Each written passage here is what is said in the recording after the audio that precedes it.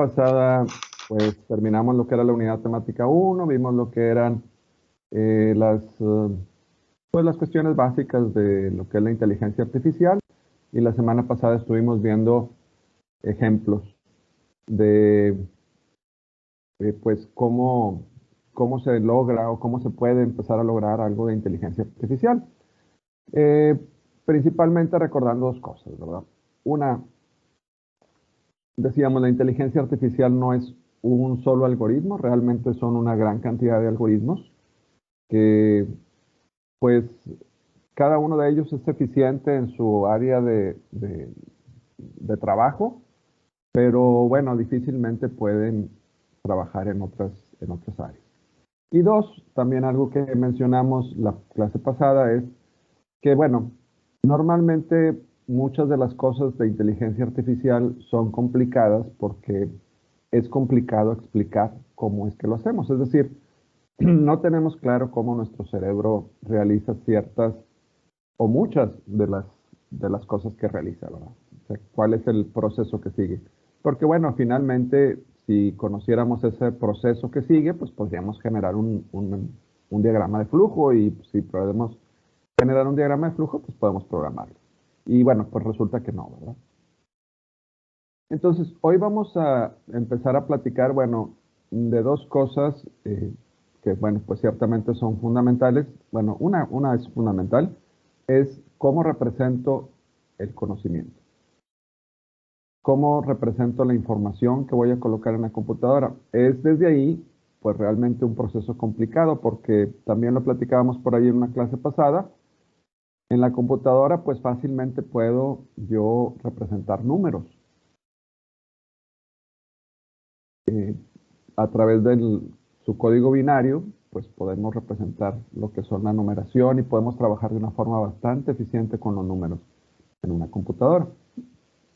Se generó o se creó el código ASCII, y con el código ASCII pues surgen las letras. Y pues podemos obviamente representar letras, y podemos empezarlas a juntar y representar palabras, y podemos empezar a juntar palabras y crear frases. Pero, ¿cómo le damos significado a esa información que está ahí? Pues es lo complicado. O sea, ¿cómo hago yo que realmente, cuando yo digo que, no sé, que me gusta tal cosa, pues que realmente tenga un significado para la computadora? Como pues la semana pasada, ¿verdad? Que veíamos el ejemplo de María que se fue a comprar su abrigo. ¿Cómo le hacemos para que en la computadora tenga sentido eso, verdad?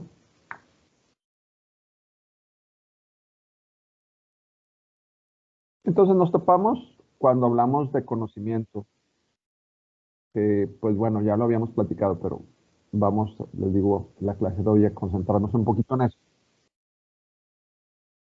Es que, bueno, pues yo quiero trabajar no solamente con números, como hace ratito lo decía. Bueno, sí, la computadora trabaja muy padre con los números, muy bien, hace operaciones rapidísimo, pero ¿cómo puedo empezar a trabajar con otras cosas?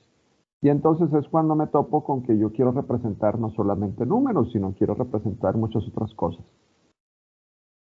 Entonces, bueno, pues el primer reto es buscar una forma de representarlo, o sea, ¿cómo le hago para que la computadora, primero que nada, pues los pueda almacenar? Entonces, dependiendo de las necesidades que tengamos, pues buscamos una representación adecuada, porque, pues obviamente si yo digo, bueno, pues sabes qué, voy a hacer un sistema, como ahorita lo vamos a ver un poquito más adelante, voy a hacer un sistema para una frutería. Y ese sistema de mi frutería, pues yo lo que quiero saber es mi inventario, o sea, cuántos tengo. Entonces, bueno, pues lo que empiezo a hacer en mi sistema es decir, bueno, pues sabes que ahorita no hay manzanas, pero pues vienen a venderme manzanas, mi proveedor, le compro 10 kilos de manzana, y entonces, bueno, puedo actualizar mi inventario de manzanas y decir, bueno, pues ya tienes 10 manzanas, 10 kilos de manzanas. Oye, luego viene un cliente y me compra 1 kilo de manzanas. Ah, bueno, pues puedo actualizar mi inventario y decir, oye, sabes que ya no tienes 10, ahora nada más tienes 9. Entonces, mientras lo único que me interesa sea representar la cantidad de manzanas o de frutas en general que tengo en mi inventario, que tengo ahí en mi tienda, pues este tipo de representación pues sería suficiente, o sea, no pasa nada, nada más estoy quitando y poniendo kilos, ¿sí? Pero de repente a lo mejor alguien puede decir, oye, ¿sabes qué? Pero también quisiera saber en cuánto la compré y en cuánto estoy vendiendo la manzana para saber pues cuánto me estoy ganando, ¿verdad? Ah, bueno, entonces tengo que agregar ahí información adicional para decir, bueno, pues sabes que la compré a 10 pesos y la voy a vender en 15, entonces poder llevar ahí esos valores. Entonces, esos elementos que yo estoy empezando a crear cada vez a lo mejor agregándole un poquito más de cosas, porque a lo mejor ahorita digo, bueno, pues como primero les decía, bueno, pues nada más quiero saber cuántas tengo. Bueno, no, ahora quiero saber cuánto me costaron y cuánto lo estoy vendiendo para saber cuánto me estoy ganando. A lo mejor al rato decimos, oye, ¿sabes qué? Pero pues no nada más tengo un tipo de manzana, tengo 5 tipos diferentes de manzana. Entonces quiero empezarlos a dividir porque es este tipo de manzana, este otro, este otro, este otro. Entonces, esos elementos, pues finalmente que voy empezando a ir creando dentro de mi sistema, pues son los que podemos manipular. Entonces, los objetos que queremos representar en la computadora, pues son los hechos, son cosas que existen en el mundo, y estos hechos los tengo que pasar a una representación interna. O sea, ¿cómo le voy a hacer en la computadora para representarlos?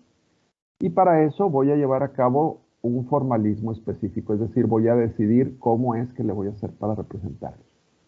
Ese formalismo no es más que la estructura que yo voy a decidir, en la cual voy a guardar la información, de qué manera lo voy a hacer. Y esos elementos que creamos dentro de la computadora, pues son los elementos que somos capaces de manipular. Obviamente cualquier cosa que esté fuera de esos elementos, pues, pues no lo voy a poder hacer, ¿verdad? No lo voy a poder hacer porque pues no existen dentro de mi sistema. Entonces solamente aquellos elementos que yo haya creado y que tengan ese formalismo, pues son con aquellos que voy a poder trabajar. El problema o gran parte del problema con el que nos topamos es que precisamente este formalismo específico del que le estoy poniendo aquí, pues de repente puede ser que aplique para una cosa, pero a lo mejor no aplique para otra. O sea, ahorita como le estoy poniendo el ejemplo de las frutas, bueno, pues a lo mejor va a aplicar para las frutas, pero a lo mejor al rato voy a empezar a decir, oye, ¿sabes qué? Y también ahí en la frutería, pues empezamos a vender, no sé, vasos desechables y platos desechables. Ah, bueno, pues necesito ajustar mi sistema para que también quepan los platos, no solamente las frutas, sino los platos y los vasos desechables, o al revés, ¿verdad? Decidir cómo es que los platos y los vasos, pues también los voy a representar dentro de mi mismo sistema.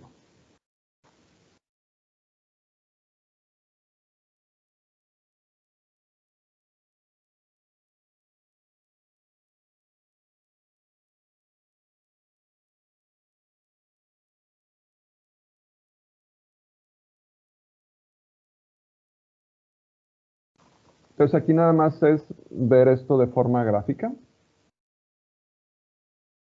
En el mundo real tengo hechos, cosas que existen, como ahorita les ponía el ejemplo, bueno, la fruta en la frutería, o las piezas que se generan o se crean en una fábrica. Bueno, yo tengo las piezas en mi almacén, pero puedo tener, por ejemplo, producto terminado, o sea, producto que ya fue procesado dentro de la fábrica, o puedo tener materia prima. Entonces, a lo mejor la forma de representar esos dos elementos pues, puede ser diferente, pero finalmente, pues es lo que yo quiero representar en la computadora. Entonces, como hace ratito les decía, bueno, pues a lo mejor yo digo, bueno, yo quiero representar cuántos kilos de manzana tengo. Ah, bueno, pues ¿sabes qué? Lo voy a buscar una representación para decir que tengo esos 10 kilos de manzana. Oye, viene una persona y me compra un kilo. Ah, bueno, pues entonces yo voy a hacer un procesamiento para esos 10 kilos que tenía, quitarle el kilo que me acaban de comprar y decir, oye, ¿sabes qué? Pues ya nada más tienes 9. Y entonces esos 9 kilos que ahora tengo, pues le tengo que decir al dueño de la frutería, oye, sabes que ya nada más te quedan 9. Entonces es un proceso donde pues habrá ciertos elementos que yo quiero empezar a representarlos para poderlos manipular y poder regresarle una contestación a al usuario, ¿verdad? Al usuario de mi sistema. Entonces, precisamente esta es la representación que hace ratito decía. Bueno, pues tengo frutas, ¿verdad? Tengo mi sistema de frutas. Nada más que aquí lo que hice fue no ponerle cuántas tengo, sino que traté de describir sus características. Entonces digo, bueno, pues un limón es verde, redondo y pequeño. Las naranjas, bueno, pues es naranja, redonda y mediana. La sandía es verde, ovalada y grande. Esta representación que yo estoy poniendo aquí va a ser suficiente, suponiendo que solo estos elementos nos interesan. Es decir, pues a mí solamente me interesa saber el color, la forma y el tamaño de las frutas. No me interesa nada más. Estos elementos son los únicos que vamos a poder manipular. Cualquier otro parámetro es imposible manipular. Entonces nos topamos con una computadora que tiene una estructura como esta que estamos viendo, una tabla, y un sistema en general, cualesquiera que este sea, un sistema de cómputo, pues trabaja pues bajo esta estructura. Esta es la estructura eficiente para una computadora. Pero esta no es la estructura que nuestro cerebro utiliza para representar las cosas. O sea, yo no represento las frutas de esta manera, porque para empezar no tengo una estructura fija definida. Como por ejemplo ahorita simple y sencillamente que yo estaba diciendo, bueno, el limón es verde, redondo y pequeño. Lo primero que se me ocurrió hace ratito, cuando apenas lo estaba leyendo, decir, bueno, y caro, ¿verdad? Porque está muy caro el kilo de limón. Y pues hay un montón de memes, ¿verdad? De que está caro, seguramente los habrán visto, ¿no? ¿Por qué? Bueno, pues porque no sé, está arriba de, creo que 80 pesos al kilo. Este, entonces, bueno, pues está carísimo. Pero ese elemento, pues yo no lo incluí aquí, o sea, yo no le puse aquí precio. Es más, ni siquiera le puse estimado porque no sé cuánto cuesta. O sea, yo sé que está caro, ¿verdad? Pero no sé cuánto cuesta realmente. O exactamente cuánto cuesta, cuánto costará hoy. Nada más sé que está caro. ¿Sí? Y a lo mejor podría decir, bueno, las naranjas ahorita están baratas. A lo mejor ahorita no, pero pues más o menos. O sea, bueno, habrá ciertas cosas que estén caras, otras más baratas porque están de temporada. La sandía, por ejemplo, pues no está de temporada, pues no está barata. Eh, entonces, precisamente esto que estoy platicando, pues es cosas que nosotros hacemos. O sea, yo no lleno esta tabla. Bueno, obviamente esta tablita pues está muy sencilla, si la puedo llenar. Pero les digo, puedo empezar a incluir más cosas. O sea, podría empezar a incluir, bueno, pues el costo. Podría empezar a incluir, por ejemplo, si les digo, oye, ¿y el limón a qué sabe? Pues no sé. ¿Por qué? Porque no está aquí en mi base de datos. Oye, ¿y la naranja, me puedo comer la cáscara? Pues no sé, porque aquí no dice. Oye, ¿y la sandía tiene semillas? Pues no sé, porque no dice aquí. ¿O crece en un árbol? Pues no sé, porque no dice aquí. Entonces, los elementos que incluyo dentro de mi base de datos son los que puedo manipular. Ahora, esto que estoy diciendo, que sabe que si me puedo comer la cáscara, etcétera, pues bueno, son elementos que a veces voy conociendo de ciertas cosas y de otras a lo mejor no. O sea, a lo mejor del limón, la naranja y la sandía, pues yo conozco estos elementos que yo les estaba diciendo, pero a lo mejor si les pregunto, oye, ¿una piña crece en una mata o en un árbol? Pues a lo mejor pues, podríamos dudar, ¿verdad? O a lo mejor si les digo, eh, oye, ¿kiwi es un árbol o es un arbusto? Pues tampoco sabría. Oye, y esto y el otro, etcétera. Podemos empezar a cuestionarnos o a preguntarnos cosas que quizá no sean tan comunes y resulta, bueno, pues que no tengo una tabla en mi cerebro de información con todas las cosas que conozco. Entonces, pues, ¿cómo lo logramos en la computadora? ¿Qué es esta tabla? Contrasta o es diferente a cómo yo lo hago en mi cerebro. ¿Y cómo podemos empatar esas dos cosas? O sea, ¿cómo puedo hacer para que lo que en la computadora, que es esta tabla, que es bastante eficiente, pues pueda funcionar con lo que normalmente hace mi cerebro o pues viceversa, ¿verdad? Como lo quieren ver, pero, o sea, ¿cómo le hago para que mi cerebro, pues empatarlo, cómo son mis ideas y mis conceptos y cómo voy aprendiendo cosas para que pueda ser representado en una tabla?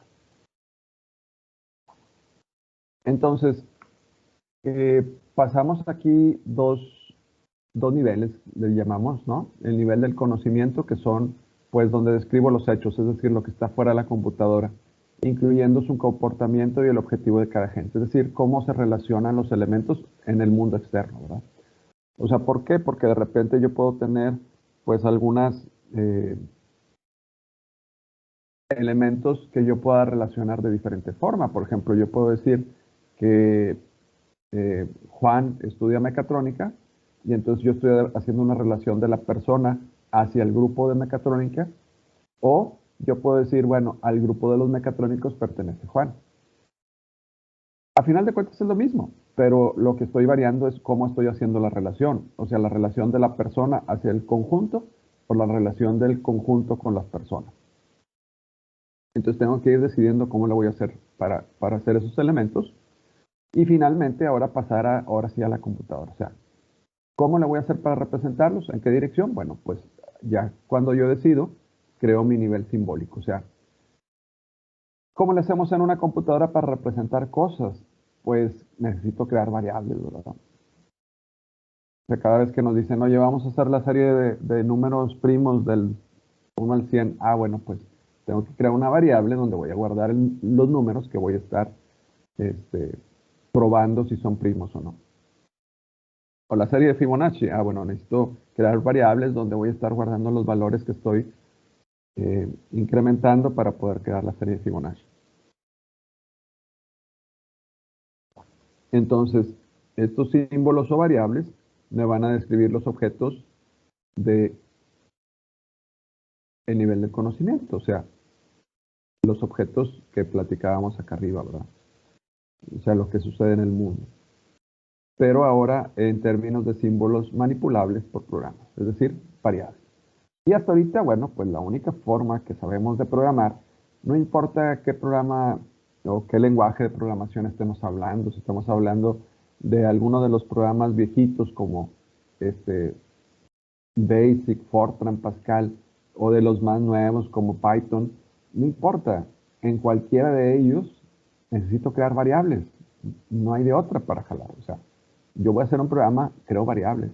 No hemos encontrado una forma diferente de hacerlo. Bueno, a excepción de las redes neuronales. Las redes neuronales tienen esa característica, ahí no creo variables. Entonces, bueno, pero eso lo vamos a ir platicando más adelante. Pero de ahí en fuera, todos los lenguajes de programación, les digo, no importa que estemos hablando de los que me tocó a mí aprender o los que le está tocando ahorita aprender a ustedes, todos requieren variables. Entonces, como veíamos hace ratito, y la única forma que conocemos de almacenar información en la computadora es a través de tablas.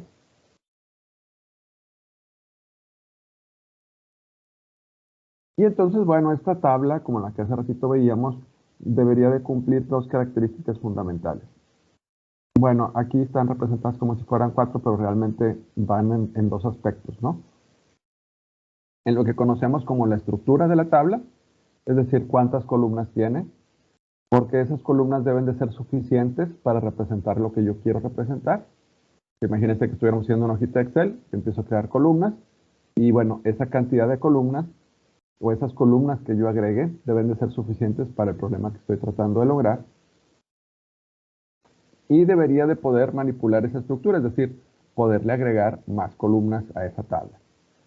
Y por otro lado está la información, es decir, yo empiezo a crear mi tabla como la que hace ratito veíamos, donde tengo el limón, donde tengo la manzana y donde tengo la sandía, y yo digo, bueno, cada una de esta tabla tiene tres columnas, bueno, cuatro, perdón, el nombre de la fruta, el color, la forma y el tamaño. Entonces, si eso es toda la información que yo necesito, pues está bien, esa es mi tablita ideal, funciona para lo que yo quiero.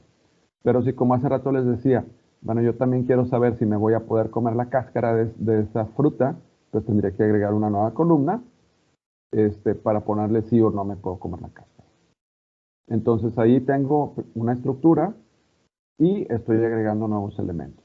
¿Por qué? Porque si no tengo esos elementos en las columnas, pues no los puedo contestar. O sea, si no tendría la columna de si me puedo comer la cáscara, pues no podría contestar si sí o si no se puede comer la cáscara. Entonces, necesito una estructura adecuada y si se requiere, pues poder manipularla, es decir, poder agregar una nueva columna.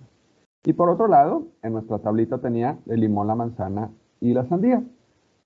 Pero, ¿qué pasa? De repente viene alguien y me pregunta, no, no es cierto, era el limón, la naranja y la sandía.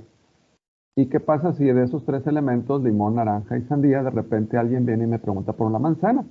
Ah, pues resulta que la manzana no la tengo ahí en mi base de datos. Entonces, pues obviamente si no tengo la información, tampoco voy a poder contestarla, pero yo quisiera también tener la capacidad de adquirir nueva información con facilidad. Es decir, que ahora le diga al sistema, oye, ¿sabes qué? Pues ahora vamos a conocer lo que es la manzana y pues vamos a ponerle que ahí que su forma, su tamaño, su color son tales, ¿verdad? Para poder tener completo o más completo ahí la información de mi sistema. Entonces son dos cosas, la estructura, las columnitas que voy poniendo, y por otro lado la información, que son, bueno, pues lo que viene a ser mis renglones, ¿verdad? Los renglones de mi sistema.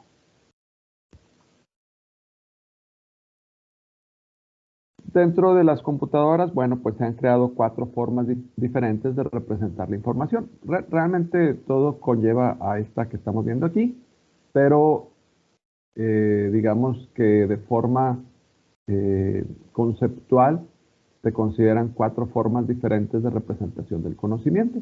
El primero es este que le conocemos como conocimiento relacional simple, que es la forma más sencilla de representar cosas o la forma tradicional de representar cosas en la computadora, lo que conocemos como bases de datos relacionales, en donde yo tengo pues precisamente una tabla como si fuese una tablita de Excel, donde tengo, por ejemplo, en este caso, el nombre de una persona y su calificación. Esto, bueno, pues es lo que hace ratito platicaba. Es una tablita de información. La gente que estudia sistemas, los CIAs de la FIME, llevan clases que se llaman bases de datos. Bases de datos 1, bases de datos 2. ¿Por qué? Porque, bueno, pues ellos estudian cómo es la estructura de esto y cómo podemos... perdón.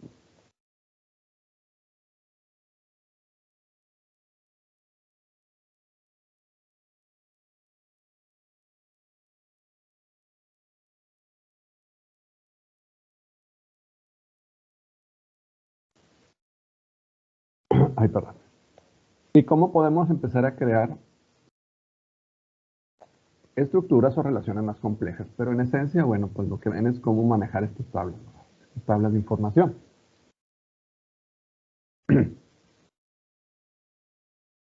Entonces les digo, bueno, esta es la forma tradicional de representar la información. Decimos que son bases de datos relacionales porque, bueno, pues la única relación que guardan los elementos es que, bueno, pues todos están dentro de la misma base de datos. A lo mejor esta es las calificaciones en un grupo o en una clase o no sé, ¿verdad? En algo. Entonces, bueno, pues la relación que tienen Luis y Pedro, pues precisamente pertenecen a ese grupo. Pero fuera de eso, yo no sé si Luis y Pedro, que se conocen, son amigos, eh, o se odian a muerte, no sé nada, ¿verdad? Más que, pues, que están aquí dentro de la misma tabla, y pues fuera de eso, pues no sé nada más. Entonces les digo, conceptualmente, se han tratado de hacer sistemas o representaciones más complejas, como las que vamos a platicar a continuación. El conocimiento heredable es una idea en programación que tiene pues, unos 30 años de existir, que se conoce como programación orientada a objetos. Y es cuando precisamente las bases de datos empezaron a evolucionar a ser un poquito más complejas, más complicadas, y pues quería empezar a guardar mayor cantidad de información. No solamente información muy básica, porque pues al principio las computadoras estaban limitadas en la cantidad de información que podía guardar, o muy limitadas en la cantidad de información que podía almacenar.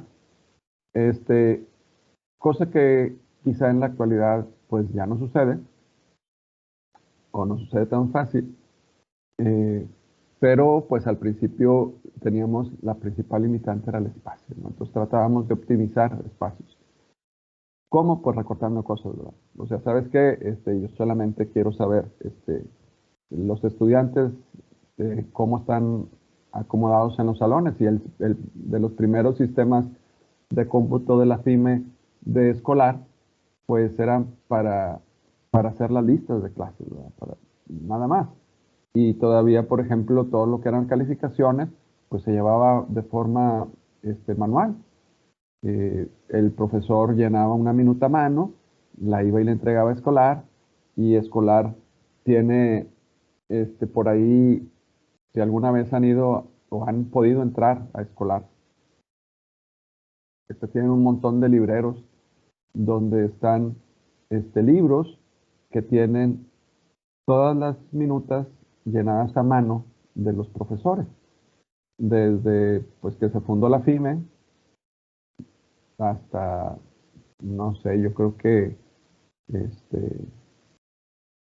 pues cerca del 2000 o a lo mejor un poquito más, se seguían llenando las minutas a mano. Entonces, toda esta información era almacenada en papel y pues después de cierto tiempo las mandaban empastar y creaban un libro, ¿verdad? Y el libro del semestre agosto-diciembre de 1998, bueno, pues ahí está el libro y ahí están todas las minutas de los profesores. Pero, porque les digo, bueno, antes de eso, de hecho, a mí me tocó hace más de 30 años, pues yo cuando hacía mis horarios en la FIME, pues era el mismo relajo que tenemos ahorita, o sea, no crean que era diferente.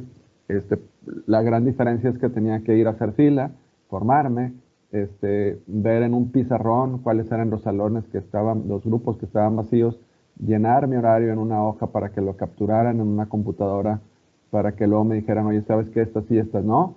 Y las que no, pues ahora ir a otro salón grande, a la biblioteca, lo que era en aquel entonces la biblioteca,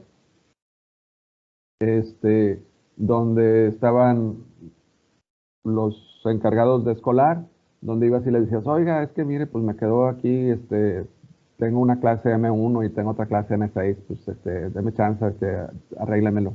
Y pues igual que ahora, ¿verdad? Nos bateaban y nos mandaban a la fregada. Pero bueno, finalmente eran procesos bastante simples que con el paso del tiempo fueron evolucionando. ¿Por qué? Porque las computadoras también fueron evolucionando y ahora no solamente pueden tener pues nuestro horario, sino una gran cantidad de información. Y entonces, pues al momento de ir requiriendo el uso de mayor cantidad de información, les digo, fueron creándose estructuras más complicadas, como esto que se conoce como la programación orientada a objetos. La programación orientada a objetos no es más que, pues ahora yo tengo un objeto, o en este caso un sujeto, ¿verdad? Luis o Pedro, y estos objetos tienen ciertos atributos. Entonces, la idea es, pues, que en lugar de estar moviendo todos o cada elemento de forma particular, o sea, Luis, y tener otra variable que fuera la matrícula de Luis, y tener otra variable que fuera la calificación de Luis, pues yo conjugo todo en Luis nada más. Entonces, Luis tiene ligado una matrícula, una calificación, que esos son sus atributos particulares. Pero en esta programación orientada a objetos, bueno, pues los objetos pueden pertenecer a lo que se conoce como clases. Por ejemplo, Luis puede ser mecatrónico, Pedro puede ser hilo. Entonces, esto se les conoce como clases o grupos a los cuales pertenecen estos objetos. Y a su vez, estas clases pueden pertenecer a clases superiores. O sea, por ejemplo, todas las carreras de la FIME, pues a la FIME, y luego todas las facultades a la UNL, o todas las facultades y las preparatorias, como quieran, a la UNL. ¿Por qué se conoce como conocimiento heredable? Bueno, porque así como Luis tiene sus atributos específicos como matrícula y calificación, yo le puedo dar a los grupos o a las clases que están arriba sus propios atributos. Y entonces yo puedo decir que los mecatrónicos son listos y este atributo que le di al grupo de mecatrónica es heredado por todos y cada uno de los objetos que pertenecen a este conjunto. Y con esto lo que estoy tratando de tener es generalidad en mi sistema. Entonces les decía, este atributo listos es heredado por todos los objetos que pertenezcan a este conjunto. Y lo mismo podría ser con los sigma. Podría decir, oye, ¿sabes qué? Los sigma son responsables. Ah, bueno, este atributo va a ser heredado por todos los objetos que pertenezcan a este conjunto de los sigma. Ahora alguien puede decir, oiga, pues yo conozco a un mecatrónico que no es muy listo, yo conozco a un IMA que no es muy responsable. Bueno, sí, puede ser, ¿verdad? Pero aquí lo que estoy tratando de lograr, pues, es tener generalidad en la información. Que podríamos decir que habrá alguien que no cumple esta característica, pero pues sería la excepción, y lo que estamos tratando precisamente es de crear conocimiento general, que era lo que platicábamos la semana pasada. O sea, la generalidad aquí está, las particularidades pues las puedo representar de forma diferente. Adicionalmente, como le hice aquí, que le puse a esta clase o a este grupo un atributo, también le puedo dar a los superiores y decir, oye, ¿sabes qué? Los de FIME son campeones, los del agua en el son tal, y entonces estos atributos pues son heredados por todos los objetos que pertenezcan a esta clase. Entonces así que tal, que de esta forma, pues si yo digo que los de FIME son campeones, entonces Luis es campeón, Pedro es campeón, ¿verdad? Porque están aquí en esta, perteneciendo a lo mismo. Y les digo, bueno, estas estructuras, pues son estructuras que van surgiendo porque la cantidad de información que yo puedo guardar en la computadora, pues va creciendo. Entonces, puedo empezar a guardar más cosas.